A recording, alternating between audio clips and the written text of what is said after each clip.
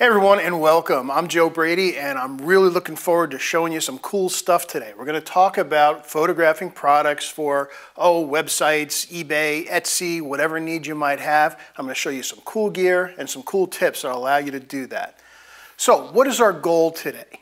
What we want to do is photograph some products and make them attractive and color accurate. Why? Well, customers who order based on what they see online get what they are expecting, and that makes for a happy customer. Let's take a look at a couple of images as an example. Now, first of all, I've seen a lot of people just use smartphones, and this is just a coffee cup and a watch taken with my iPhone. Yeah, it shows the product, but isn't anywhere near as attractive as something shot in like the Cocoon I have behind me, like this one right here. Also, when you're photographing jewelry, sometimes you might want to have a little bit more light. So let's take a look at a piece where there's no light underneath. It's just being illuminated from the top. Yes, again, it shows you, but by putting a light underneath and shining it through, it has so much more impact. It really makes it look more attractive. Now, for larger items, or really anything, you also have the option where you can cut out the background and just apply a plain background. However, by adding a light coming from behind, it really adds a lot of dimension to the product and gives it more of a three-dimensional look. Also, treat your products as if they're portraits. You're creating a little portrait of an item. Now here's a figurine that I had at my house, and I wanted to add a little bit more of a portrait light. Yes, this is a very flat light and it's well illuminated, but if we just move the light in the Cocoon back a little bit, we create almost a little bit of a short lighting on the figurine, which makes it more look like a portrait. And it's simply done by literally as something easy as just pushing the light back a little bit. So what's the gear we're using and why are we using it? First of all, I've got a Cocoon system here. And if you take a look down here, you can see I've got my camera. It's got a couple of holes in it, whether I want to shoot straight on, at an angle, or I've actually got the top hole covered with a piece of paper right now, shooting directly down through the top. The Cocoon provides an even bath of diffuse light, and you can get very different looks by simply changing the position and the number of lights on the Cocoon. Now, there's two sizes of Cocoon available. The medium, which is called the 70, which is right here, and you'll see the large 130 a little bit later. And I'll use the same lights on either one. Now, the kit comes with two lights. I've added a third light underneath so that I can illuminate that piece and gives it kind of that floating feeling. I really like that look. Now, after our Cocoon system, I've got an X-Rite Color Checker Passport.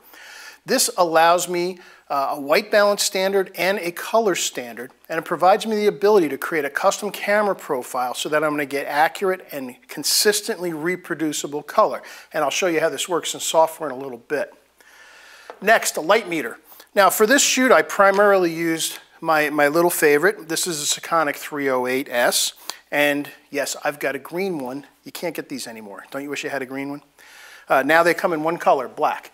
If you're doing more than just continuous light photography like this, or you're looking for a meter for your studio, I've also got the Sekonic 478DR here. It has the ability also to fire your flashes remotely. So depending on what it is your needs are, either the 308 for more basic needs, or a little more robust studio meter, the 478.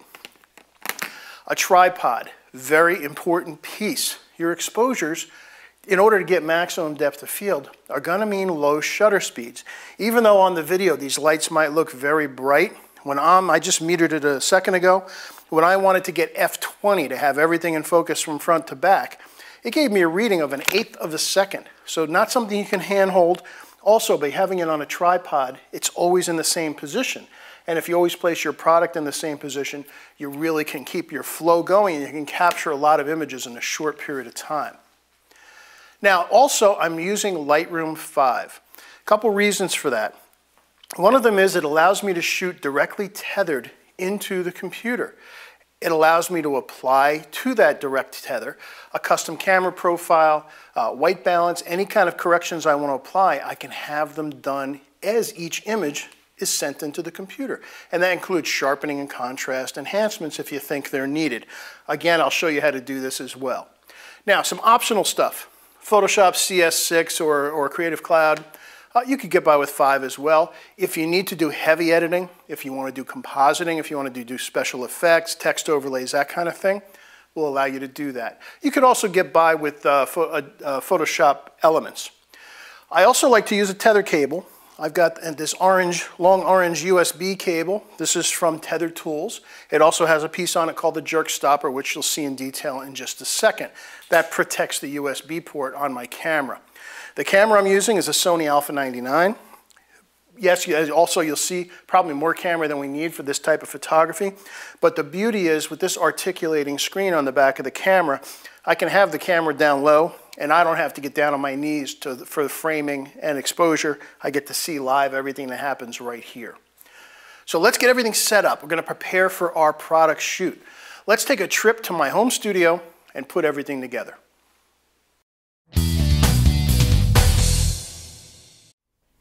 So here we are in my kind of basement combination, man cave, entertaining area, studio, classroom. And what I really wanted to show you was you don't need a lot of space for this setup. Here's the entire thing. I've got the cocoon here.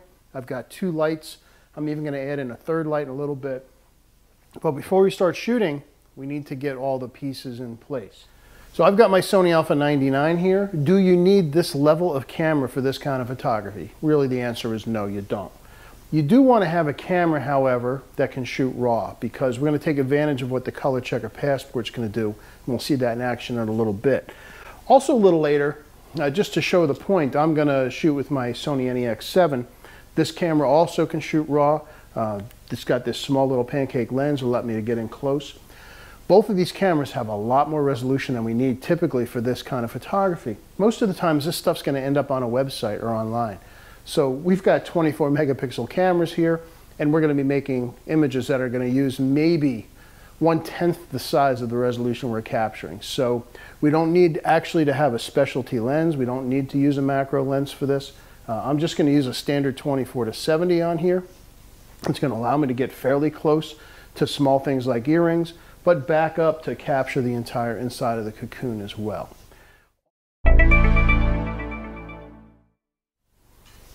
So if you take a look over here, also as I mentioned, I'm shooting tethered. I've got a Tether Tools USB cable going from my Sony into my Mac laptop. I'm shooting directly into Lightroom. The advantage of this will be it's going to speed up the workflow, and I'm going to have my color corrections done as they come into the computer. It's very cool, really saves you a lot of time. On the side here, I've got a nifty little item that you may have seen before. This is called a jerk stopper, also from Tether Tools. What it does is it wraps into the side of your camera, into the strap support, and then wraps around the USB cable. And what this does is it keeps you from accidentally ripping it out of the side of the camera. Really handy because you don't want to damage this USB port in the side of your camera. So a couple little accessories that are really cool, make life easy. Again, we're shooting tethered directly into Lightroom. All right, so the first step we need to do after we've got our camera connected to our computer is we need to figure out what our exposure is for inside the cocoon. This isn't time when your camera's meter is going to absolutely fail. We're shooting into this bright white area. We're going to put jewelry and small objects in there. If you go by what the camera says, you're going to be grossly underexposed. It's kind of like shooting into snow. Remember, your camera's meter is going to look at the scene and try to average it to middle gray. We can't have that happening. We need the correct exposure for this because we want consistency. Now, there's going to be some variations depending on the things you shoot, but we want to be very close so that we can keep our editing to a minimum. So to that end, what I've got here is I've got my Sekonic L308S meter. Now, I have the lime green one. You missed out. You can't get these anymore, but they only come in one color, black. The green one shows up cool in the video, don't you think, though? Plus, it kind of matches my shirt. So what I need to do is take a meter reading inside the cocoon. And I'm going to turn on both of my lights, and I'm going to place this, I'm just going to put it on the bottom of the cocoon, take a reading, and we'll see what we get. So the first thing we need to do is find out exactly how much light is falling right in here, because this is where our pieces are going to be. So I've got the meter here. I've got it set for 100 ISO because we want the best quality possible. I'm going to try to get my hand out of the way as much as possible, at least out of the dome. Hit the button, and you can see right there, I've got a 1/10 of a second at f22. Now I might come down to, f20, something like that, and we see 1/13 of a second at f20. So there's our reading, that's what we put in the camera, and that's going to be a perfect exposure for anything put right in this area. So the next step is to take a picture of the color checker in the cocoon. This is going to allow us to create a custom camera profile for these lights, and that's going to make sure that our color is going to be perfect. All right, so we've got the color checker inside the cocoon. I know my number. I know it's 1/13 of a second at f20 at 100 ISO, and that's what the meter told me. Since I'm at a 1/13 of a second, I don't want to actually touch the camera. So what I'm using is a cable release. It's an electronic cable release. It's just a generic one. So I just set my camera on a 1/13 of a second because that's what my meter told me. I'm at 100 ISO at f20. I'm tethered into Lightroom. All I have to do is just hit the release button. Takes the picture, sends it off into Lightroom. Now from there we can go into Lightroom and set up our presets so that we get a custom profile, so that the colors are adjusted and we get our perfect white balance. And this happens now for every image that will be captured, and we're going to see them on the screen in a very close to finished state. Okay, so we've seen our setup. Do you have to have all of that gear? No, what I'm going to do is I'm going to show you a complete setup, and you can pick and choose from the pieces that you might need. You might decide you only need a cocoon or maybe just the lights, but having a complete kit gives you all of the assets for pretty much any situation. Now, a couple more questions before we continue on. And again, if you joined us late, take advantage of the chat room. We've got some great people in there answering some of your questions, and I'm taking some of the questions live that I think apply to everyone that's here today. First of all, someone mentioned that they have a 478 DR, and it doesn't seem to measure right with the Nikon D7100. Now, I've done some webinars on this, and it sounds like what you need to do is run through the Sekonic's DTS software. That's where that allows you to have the meter learn exactly how your camera sees light. Because remember, every camera sees neutral differently, it sees exposure, it sees middle gray differently. The DTS software allows your meter to find out exactly how your camera thinks exposure and color should be done, and captures the entire tonal range as well. So give that a try. That should fix.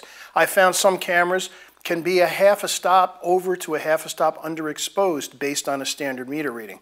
So the DTS software in the 478 and the 758 anyway allows you to teach the meter what your camera thinks is the correct exposure. Someone asked about 18% gray card or white card for white balance, and a couple different solutions for that. Now, I have the X-Rite Sekonic version of the Color Checker Passport, which has both the gray card and a almost white card. Technically, cameras like this white card. Years ago, everybody decided to use an 18% gray. Now they've gone to white for their white balance. Can you still use 18% gray card? Yes. However, this white is not actually white. If you looked at it very closely, it's a little bit off-white. It's got a little bit of light gray in it. The thing you have to be careful is you can't overexpose when you're going to capture that shot for the white balance. You've got to have a good exposure. If you clip a channel, then your white balance is going to be off. So that's why some people prefer to go to the gray. But I do like this. Just be careful of your exposure. Use a meter. You won't have to worry about it. Okay, someone asked, I mentioned that in one case I was using f/20 and someone said, what do I do about refraction? Some lenses don't perform well on either end of their aperture settings. This lens goes from 2.8 to f/22. This is a Zeiss lens. I can go to f/22 or 2.8 and there's no issues. It is perfectly clean through the entire range. Less expensive lenses, lenses with coatings that maybe are not as optimized as this particular lens is, start to give you trouble when you stop all the way down or open all the way up. So you might find that you need to go to f/16 instead of f/20 or maybe even f/11. That's something you'll have to test with your lens. I know with this particular lens, I can go down to f/22 with no trouble. Someone asked, will Lightroom 4 do the auto color and white balance just like I shoot in Lightroom 5? The answer to that is yes. You just need to create a preset. And in fact, we're going to show you that in just a second. All right, let's continue on. Now, what I want to talk about next is getting the exposure and the color perfect. We're going to see what the color checker does, and we're going to use the meter. Now, the color checker is going to allow us to create a custom camera profile, which works in concert with the white balance. You have to have both of them, not just the one. White balance will give you a neutral, but a custom camera profile will correct for any color variations in the spectrum of the light, or maybe something like the cocoon or other reflective items you're using are changing the color spectrum of the light. So let's take a look.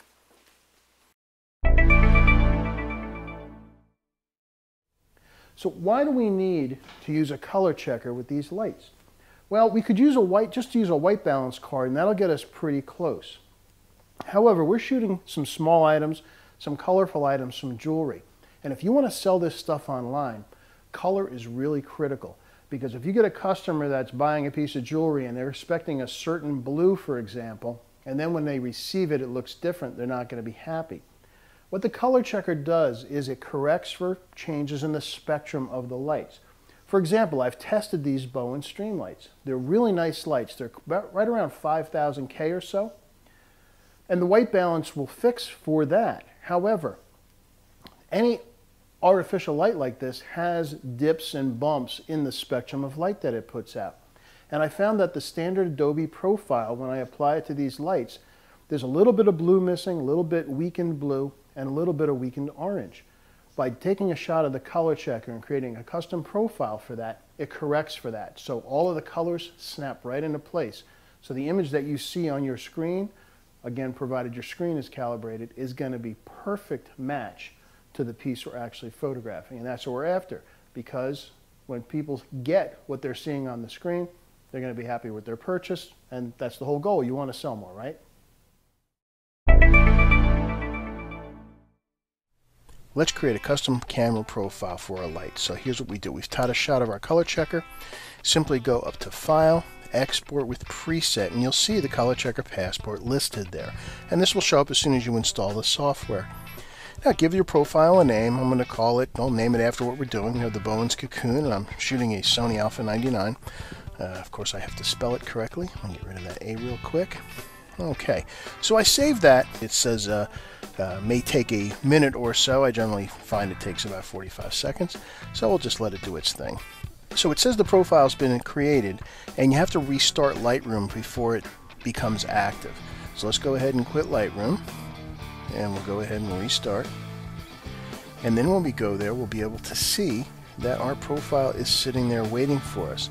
And what that will allow us to do is to go ahead and create a preset so that when we go ahead and shoot, we can have this preset, the white balance and the custom camera profile, applied to every image.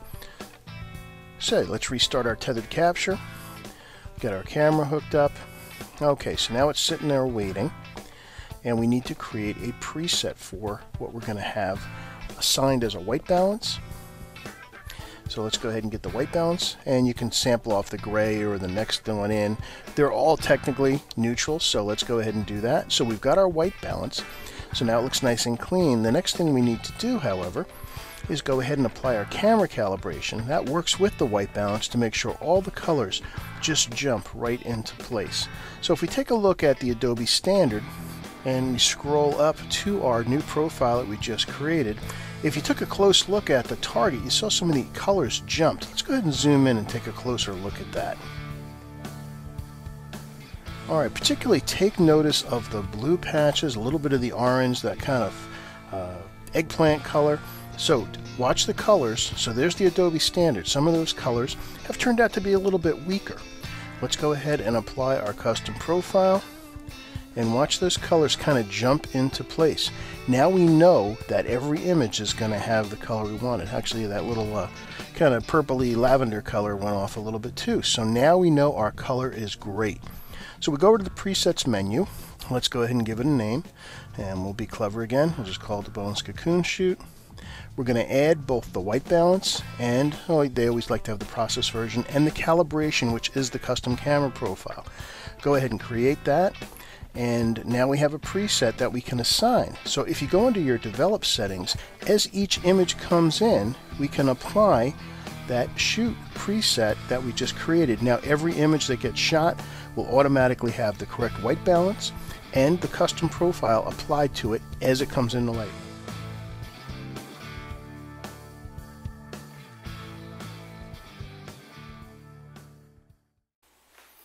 All right, a couple great questions have come through, and thank you for these because they're really making me dig in a little bit more, and they're really important things that you're asking.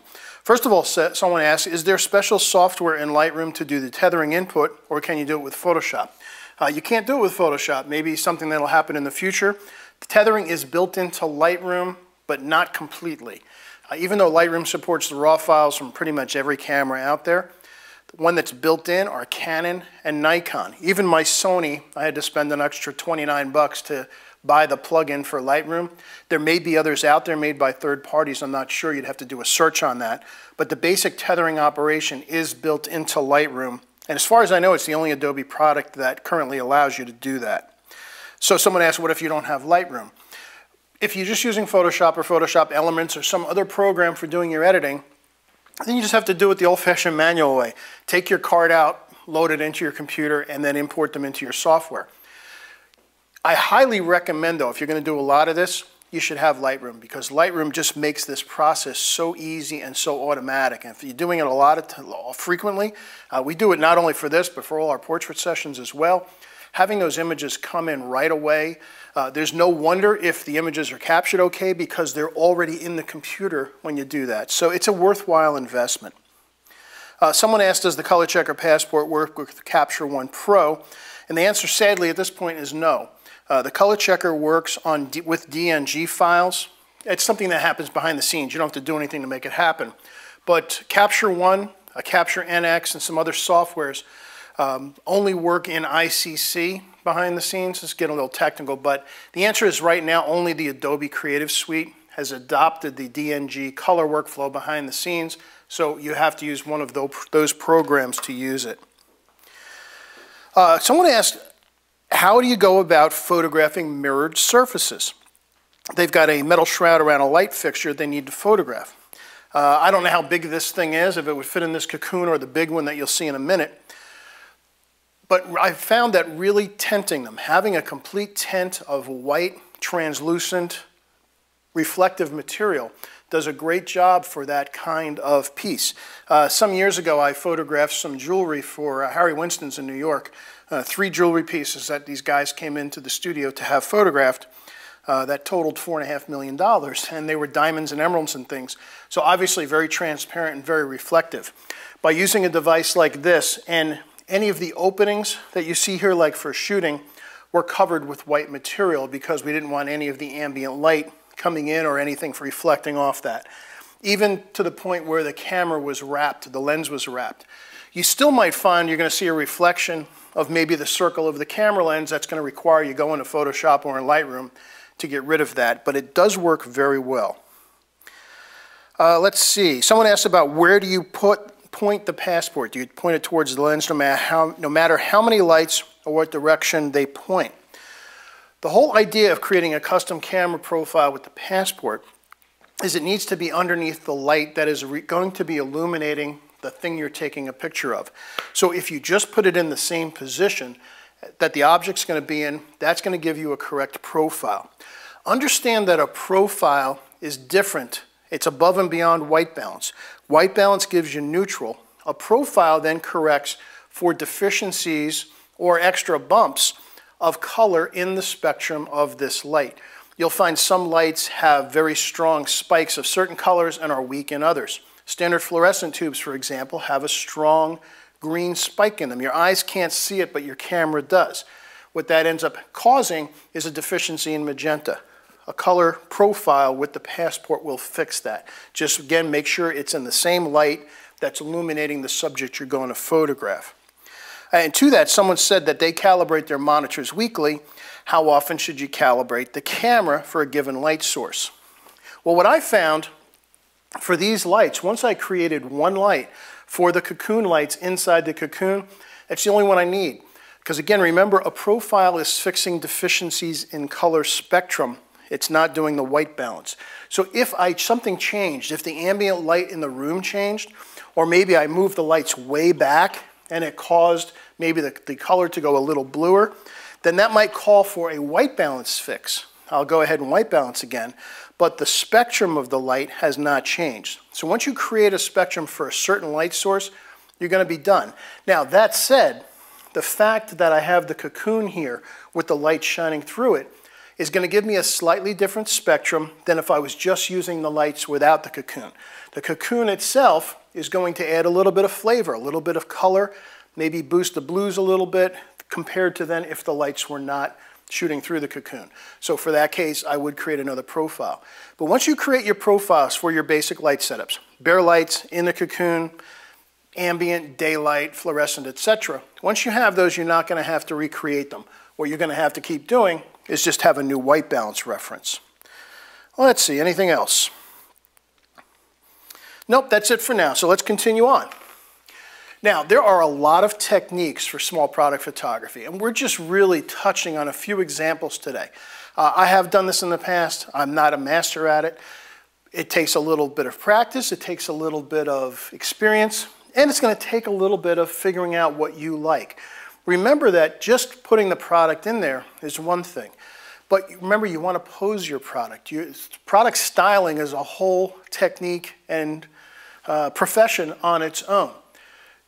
Make sure that through the lens of your camera, when you're looking at that image, that your proportions are correct, your angle is correct, and maybe the rule of thirds applies, but take some practice with it.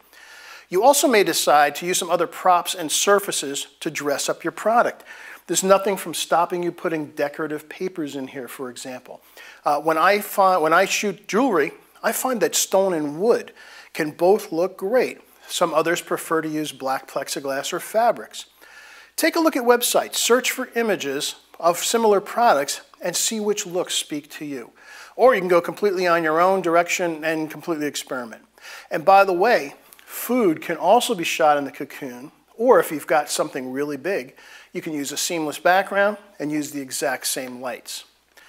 Now for small reflective items and even bigger ones, the use of flags and reflectors can greatly enhance the look.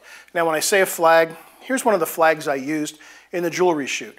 It's just a simple piece of black foam board. I used a binder clip to hold it, and it just sits in the cocoon. And you think, what might this little thing do?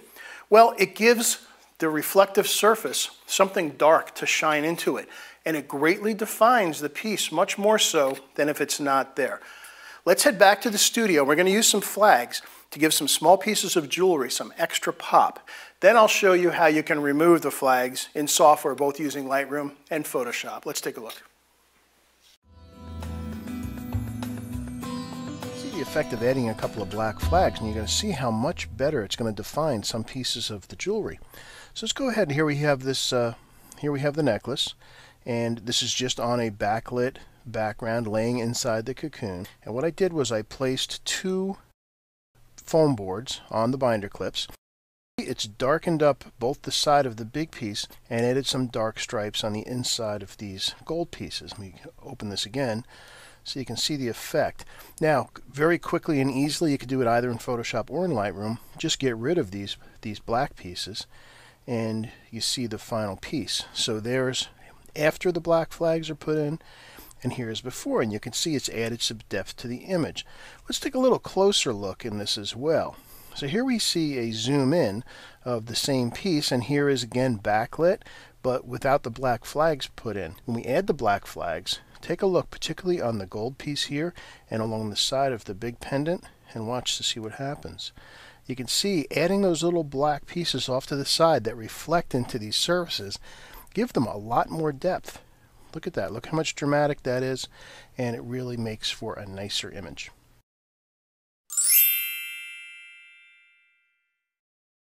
Should have known you weren't going to let me off that easily when I just said you could remove these things in Photoshop or Lightroom. So let's go ahead and take a look in Photoshop first. There's a couple different ways that you could do this. Let's first try using the patch tool. And with the patch tool, you just kind of draw around. I like to get kind of close. Draw around the object, and then you can drag where you want it to sample from. It could be really anywhere. You just don't want to get some other object in there. So let's pull it over here and see what it is that it does.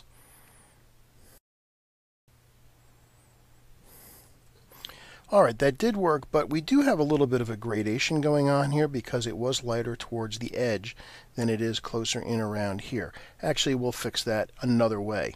Now, you also decide, well, do I need to crop this image? Do I really need this stuff all the way out there? Answer probably is no. But since we've got this other piece here, let's go ahead and bring it over and let's just try another way. You could always use the stamp tool. You could also use the lasso tool. Oops, I missed a piece. So I'll hold down Shift and get the rest of that. Okay, so I could try Edit Content Aware Fill, which is probably going to be pretty much the same result as using the Patch tool, because on CS6, the Patch tool added the Content Aware Fill function. And that actually did a pretty good job. Now, just to show you one other way, I'm going to undo that.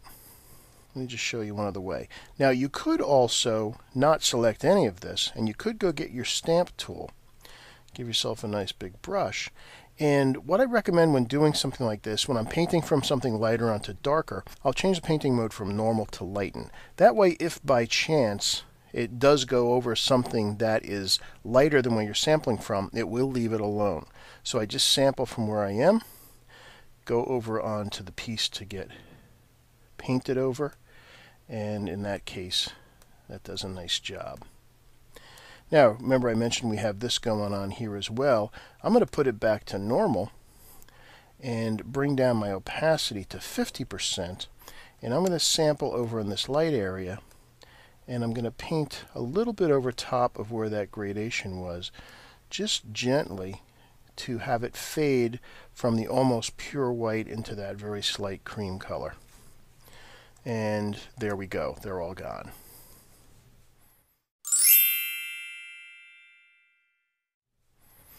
Okay, so here's our same image. We've got these big flags in here. What can we do to get rid of them if we just want to stay in Lightroom? Well, in Lightroom 5, the spot removal tool does have a new option, and that is it lets you actually paint areas. You can just hold down your mouse and draw over top, and it will then go find an area to sample from that it thinks is right. Now, if it turns out not to be right, by the way, you can click where it's sampled from and drag to somewhere else. If you think there would be somewhere else that would be better, maybe it picked out something underneath. Also, in the tool, you do have heal and clone. Heal is generally what you want to do. If you do clone, it's actually going to literally copy from where you go to the new spot. So this is still an active tool. And while I'm here, let's just go ahead and do another one. I'll paint over top of the second board. And let's see where it goes ahead and samples from. In this case, it came in a little bit. Let's see if that was enough to make it happen. And it did. And there you go, there in Lightroom. Now that you see, we've also got a little bit of smudging over here. If you could see some of the, let me back off a little bit. You might be able to see a little bit of places where it was casting a shadow that I missed. So sometimes you want to go back over.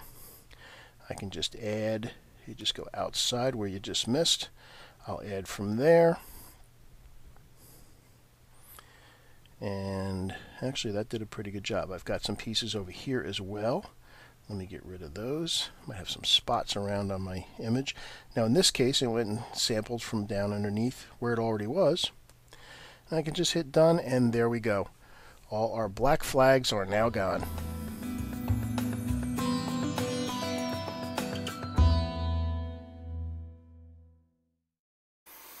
All right, a lot more questions, so let's get right into them. First of all, someone asked the question, does it have to be Lightroom 5 or do earlier versions have tethering? Lightroom 4 does. I can't speak before that, but it also is tied in with Adobe Camera Raw, so you want to make sure that your camera's files are supported. That might determine what version of Lightroom you need to have. Someone asked, they have a mini color checker. Will that work for camera calibration also? The answer is absolutely. If you have a mini color checker or a full-size color checker, they all work. The software is a free download from xrightphoto.com. So if you don't have the Passport plugin, you can download it for free from there. Someone asked, do I need to create different profiles with the Passport each time you retake a grayscale or white balance and meter readings?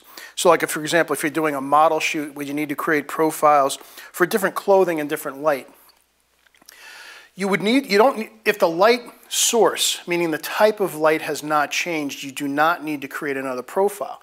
If you're going to move lights around, you may need to do white balance, you're going to need to meter obviously.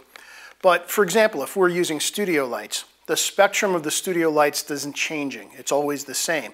So once I create a profile for my studio lights, I'm done creating profiles for it. Where I might need to redo it is if I'm doing outdoor environmental portraits, mixing flash and ambient light. Then the percentage of the flash and ambient might vary a little bit. For that case, I may need to create a profile for that. But really, you need a profile for each light source, not every time you shoot. Let's see, someone asked, any tricks on how to shoot semi-transparent objects like crystal beads and get a perfect white background without getting the light underneath to wrap around the product? Good question. With the Cocoon, there's a couple of things. It can be actually fairly easy. One thing is just take the backlight or the bottom light and move it further away so it's not as intense, and it'll give you a nice light through those transparent objects. One of the pieces that I photographed just the other day, you'll see it in my ending slideshow. It's the last image of a glass plate that had transparent pieces in it with little swirls of color in it. Turned out to be a bear to photograph. And what I ended up doing, because there were pieces in the clear that were reflecting off the bottom, I actually ended up using some clear bubble pack underneath the plate to raise it up so that it wasn't reflecting off of the white surface underneath. Takes a little of experimentation, but that's the fun of this. You're going to find certain tricks and things around the house that are going to help your photography. Someone asked, how do you measure the light from underneath? The short answer is you really don't have to. What you need to do is measure the light hitting your object. So for example, if I have my meter, I'll just place it right in front of the object horizontally and take a reading. Whatever number that gives me, that's the number I put in the camera. Typically the underlight isn't adding a lot of light to it compared to these lights coming in from the side. The underlight is getting rid of the base without adding too much light on the piece itself. If you want, you can actually hold it in front of the piece, pointing back towards the camera, and get a reading that way. Again, experiment a little bit. It's going to be determined by the exact placement of the light and how close that underlight is to the base. If you have it right up against the base, it's going to have more of an impact. If you have it down below, where it's illuminating the bottom but not contributing too much extra light, then you're not going to really have much of a metering change. Someone asked, what do I see the advantage of continuous light versus flash? Now, you guys know that I'm big on studio flash. I'm big on flashes. And one of the things about a flash is, as bright as these things look to the eye, they're maybe a tenth as bright as a studio light. So if I need short flash duration, I need short light duration, I need a decent shutter speed and depth of field, you're not going to get that with the continuous light. However, for photographing objects that aren't really going anywhere, shutter speed is not an issue. And the beauty of continuous lights is you're seeing exactly the effect of the lighting and the lighting patterns you have on the object at all times. So you can move your light up and back, you can move it up and down, you can add flags, you can add reflectors, and you're going to see the effect right in the camera real time. That's what I really like about that. Let's see, someone asked, do I use a mirror lockup for taking these photos? That's an excellent question. If I was still using Canons or Nikons, the answer would be yes, because this 1/13 to a 1/10 of a second exposure is a dangerous shutter time for cameras with mirrors. When that mirror comes up, it can cause a little bit of shake. If you're faster than a 1/30th of a second or slower than, say, 2 or 3 seconds, the mirror isn't usually going to cause enough of a problem. But in that range, 1/15th of a second to 1 second, it can be a problem. However, again, not something that concerns me anymore because of the cameras I use. The Alpha 99 has a fixed mirror. It's called a semi-transparent. It never moves, so there is no vibration caused by it. And I do find myself switching over a lot to mirrorless cameras. Most of the images you're going to see in my final slideshow, with the exception of the violins and some of the ones you've already seen, were actually all shot yesterday with the Sony NEX7. This is a mirrorless camera, so those intermediate shutter speeds and slow shutter speeds are not affected at all. But good question. Someone asked, how long will a color checker passport last? Do the colors fade with time? Like anything with color, yes, they will fade with time. Understand, this is not actually a printed piece. This stuff on here is actually more like a paint. So if you keep it enclosed in its case and you keep it protected, it'll last a good long time. If you leave it open on the dashboard of your car on an August afternoon, then all bets are off. Use some common sense with it. I would say a couple years is going to be fine, and then you might want to look at replacing it. If you spill something on it, like your coffee, you're done. You have to go buy a new one. Let's see, anything else? Someone asked about, what about photographing items that are non-reflective, say woolen items like a baby sweater? Another good question. More an issue when they're darker. It's kind of the same as photographing pets. You're going to find that things that are non-reflective have a tendency to need a little bit more light. So if that's the case, and again, a little experimentation will be in order. When I meter for, like if I'm photographing my dog, I will overexpose typically 1/3 to 2/3 of a stop. If I'm photographing an animal that's got a dark fur, then I'll go 2/3 to a full stop because that fur does not have the same reflective properties of other things. So I would say that would probably be the same thing with something like a fabric or a sweater. Very good question. A couple of you asking some specific stuff about cross-polarized lighting and about doing Giclée reproduction. So if you want to photograph artwork, for example. Kind of a different still photography kind of work. I've done that in the past as well. Above and beyond what we're talking about today, but I'd be happy to help you. You'll get an email when we're done, and send me a question. I'd be happy to answer that off the set. Okay, let's continue on because we're getting short on time here. We've been photographing pretty small items. Wouldn't it be nice to have the same beautiful light to be able to photograph some larger items? Well, it turns out the Cocoon has a big brother. This is the 70 medium. There's also one called the 130 large. Let me go kind of bring it back here. I'll just roll it onto the set. Kind of give you a sense of how big it is. Yeah, it kind of looks like Mork's spaceship. I'm dating myself there. But, I mean, the thing's pretty big. I could practically fit in there.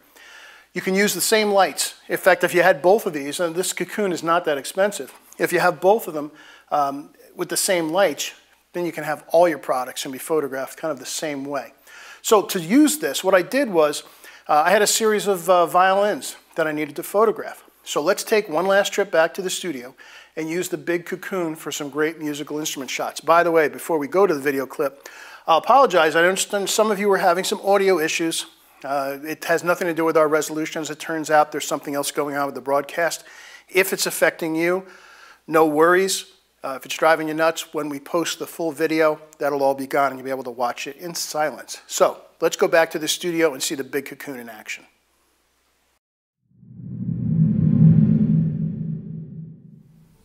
So what happened to our Cocoon? It's grown. This is obviously the large Cocoon from Bowens, and obviously for photographing larger stuff, I could practically fit my derriere in here. But What I'm doing instead is I'm actually doing a personal project as well. As part of my father's estate, he left us half a dozen really nice fiddles. My father was a violinist, and we need to find good homes for these. In fact, the one we're photographing right now is, I believe, an early 19th century rather, German violin. So we're going to take pictures of that and send it off to get them appraised. So the whole process is exactly the same as we did for jewelry. I made one change. I've got the two lights, same two lights we're using on either side. What I've done also to add a little dimension to it is I put another light, a third light, instead of being underneath, now it's behind, and what it's doing is it's kind of creating a little bit of a glow around the waist of the violin that just adds a little extra dimension. Metering, the lighting has changed. The cocoon has changed, so I do need to remeter. I've got my Sekonic 308. All I need to do is just kind of shove it in the middle there, hold it out horizontally, and it tells me at F18, I'm at 1/4 of a second at 100 ISO. That's my number. Now, a couple of these violins are darker wood, and sometimes when you're shooting something darker, it pays to open up maybe a third of a stop just to open up those shadows a little bit. This violin is a little more of a blonde color, so it's this one I'm going to go right with the default reading. The violin in the cocoon right now is a little darker on the front, so for that one, I'm going to open up 1/3 of a stop, again, just to open up the shadows. I don't need to recreate the color profile because the lights are exactly the same. It's the same spectrum of light. Nothing has changed other than it's in a bigger cocoon. So I can use my same preset that I was using for the small cocoon for the jewelry, and I've got up here an armature set up. I've got a C-stand with an extension arm, and we just have a piece of wire looped down that is hooking on to the top of the fiddle, and that is holding it in place, so it's kind of floating in midair. We'll do the shot. I'm shooting it vertically. I'll frame it out, and then I'll just go into software, either Lightroom or Photoshop, and just get rid of those wires. That'll be just a snap, and we'll have some beautiful pictures of some really beautiful instruments. So let's give it a try.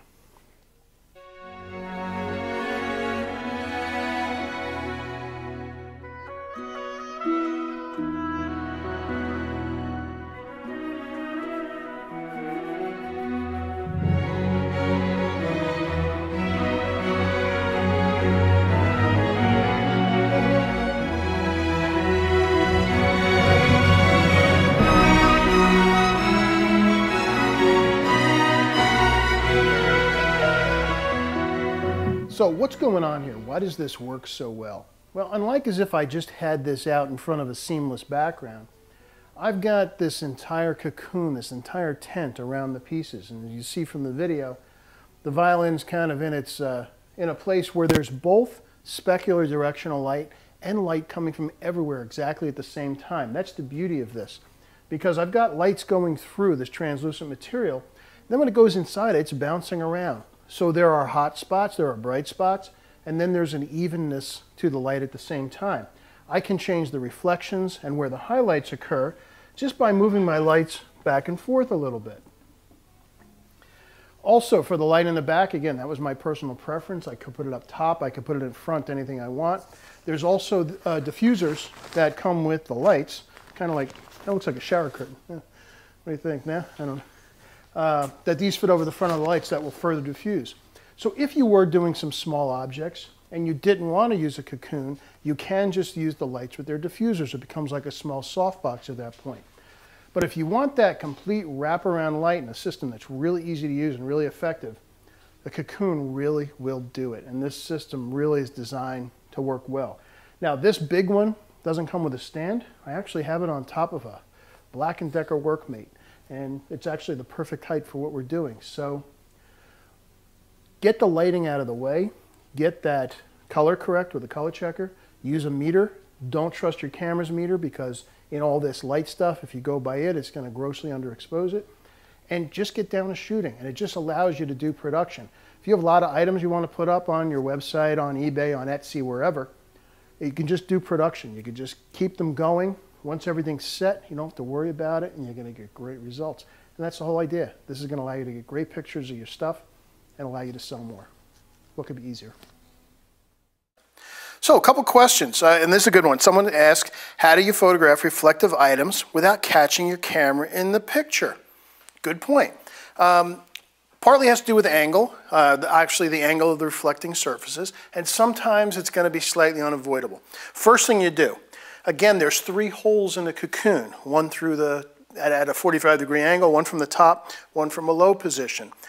The 2 that you're not using, first thing I do, cover them over. Put a white reflective material like the cocoon, could even be paper.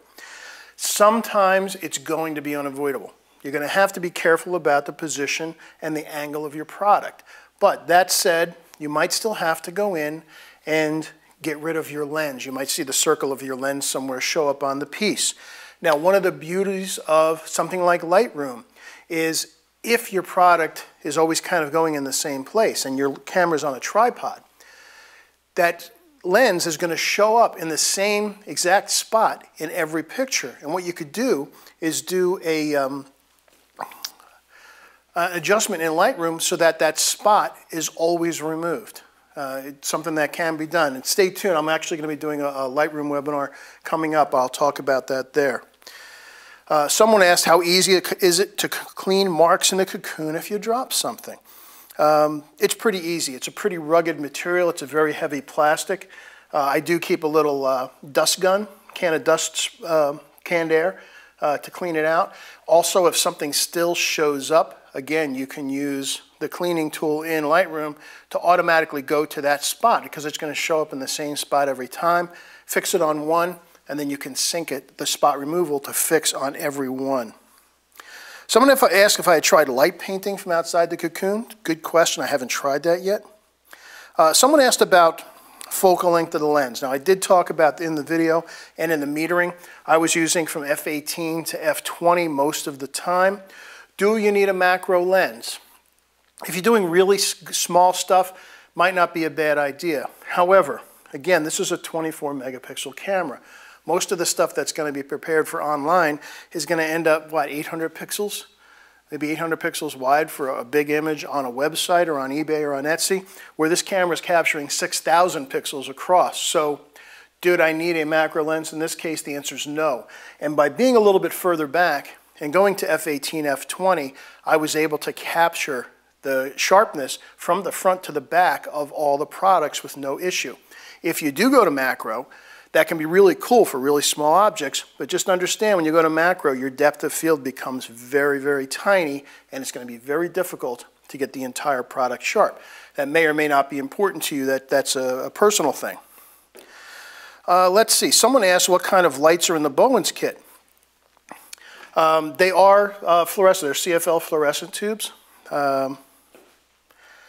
Let's see. You can go onto the Bowens website and it has all the technical specifications about the wattage and all that kind of stuff. It will take care of that for you.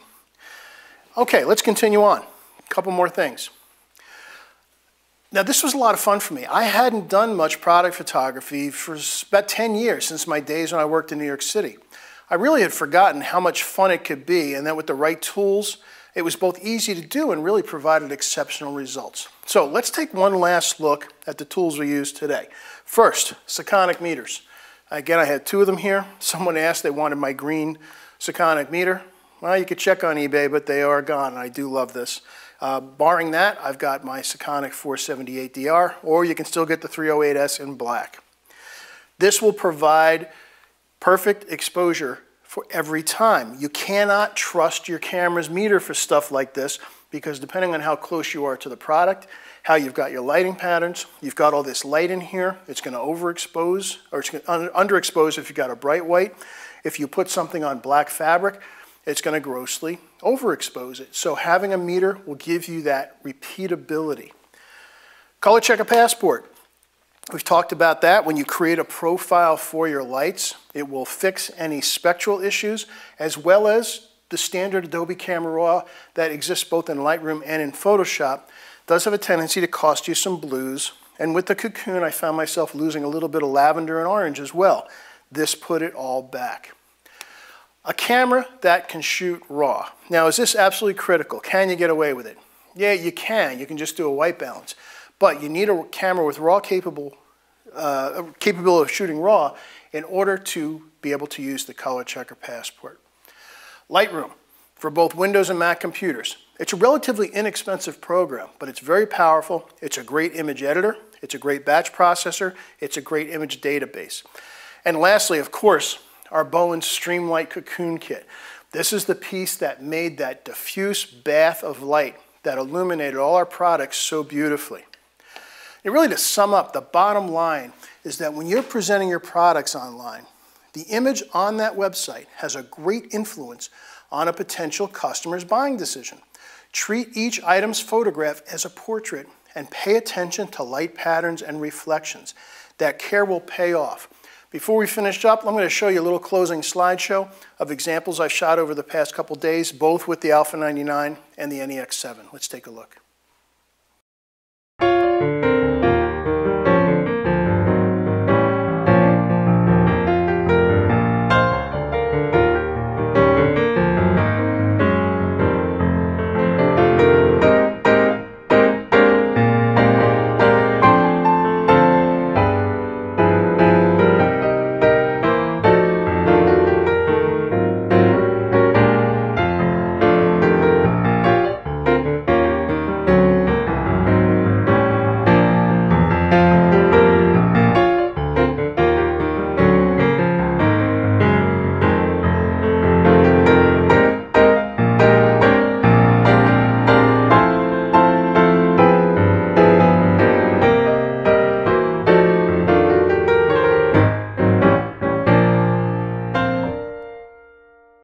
So that last piece of glass, that bowl plate, was the one that gave me the most trouble, and that's the one I ended up putting, not the packing foam, but the, what's that, bubble wrap underneath it to get it up off of the white surface so that those little circles inside the transparent part didn't cast shadows underneath. It was great. Now, if you're currently selling online or you want to get started, having a way to produce great images of your products is really essential to your success. We've taken a look at some great tools. It makes producing great product images easy and repeatable. And as I mentioned, we'll send everybody a follow-up email with links to everything we spoke about today. Before we go, I'm going to do one shot live just so you can see it.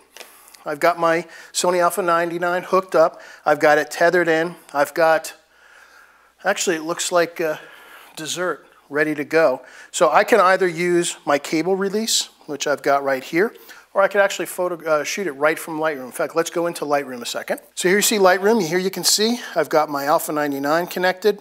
I've got my preset already created, and I can just hit this button to take the shot. In fact, let me go ahead and do that. Hit that button, it takes the shot, and our image will come in with the correct white balance, the correct color. Let me just go ahead and crop some of the extra out, and you can see we got a really nice image of, let me get rid of the camera there. So there we go. Really nice image of dessert. And that's really how easy it is to do. In fact, let me do one more thing. Jen, just show my screen one more second. Just to show you how good this stuff is. Let me go ahead and zoom in and let it reload.